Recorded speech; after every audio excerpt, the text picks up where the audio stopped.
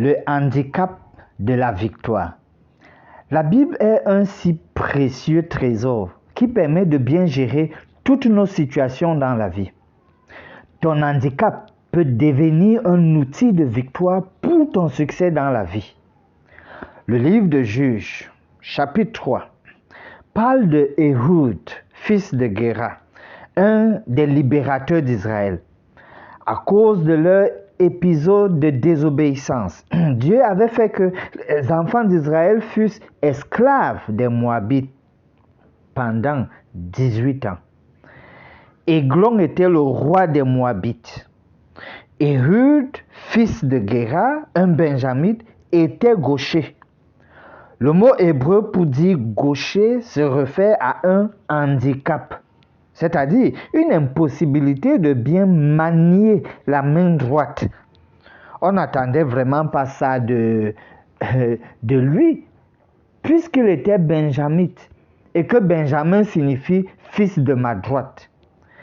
Ehud est donc gaucher contre toute attente. Les gens pouvaient se moquer de lui. Ah, le gaucher là, rire de lui, dire qu'il n'est pas qualifié à représenter la tribu de Benjamin. Lui-même, Ehud, pourrait penser que le fait d'être gaucher était un désavantage, c'est-à-dire un inconvénient notoire, visible. Mais non, notre Dieu est bon et c'est sa nature. En fait, la main gauche d'Ehud est l'outil que Dieu a utilisé pour donner la victoire à Israël et le libérer de 18 ans d'esclavage. Comment? Les versets 16 et 21 montrent que Ehud avait caché son épée sous ses vêtements au côté droit. Ainsi, lorsqu'il doit traverser les gardes du corps du roi Églon, eux, ils ont seulement vérifié le côté gauche de Ehud, car c'est là que tout soldat, entre guillemets, normal, était supposé mettre son épée.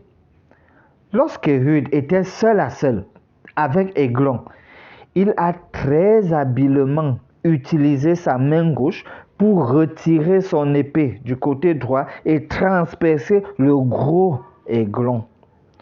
Voilà comment Dieu a donné la victoire à Israël. Cher ami, la pensée divine ici te dit que ce qui semble comme un échec pour toi aujourd'hui peut te conduire à la victoire, à la réussite demain. Ce qui semble une déception aujourd'hui peut te conduire à une nomination demain. Ce qui semble te désavantager aujourd'hui dans le plan B de quelqu'un sera plutôt un avantage en ta faveur dans le plan A de quelqu'un d'autre. Souviens-toi, Dieu peut transformer ton handicap en un outil de victoire pour ton succès dans la vie. Le handicap de la victoire. Dieu te garde.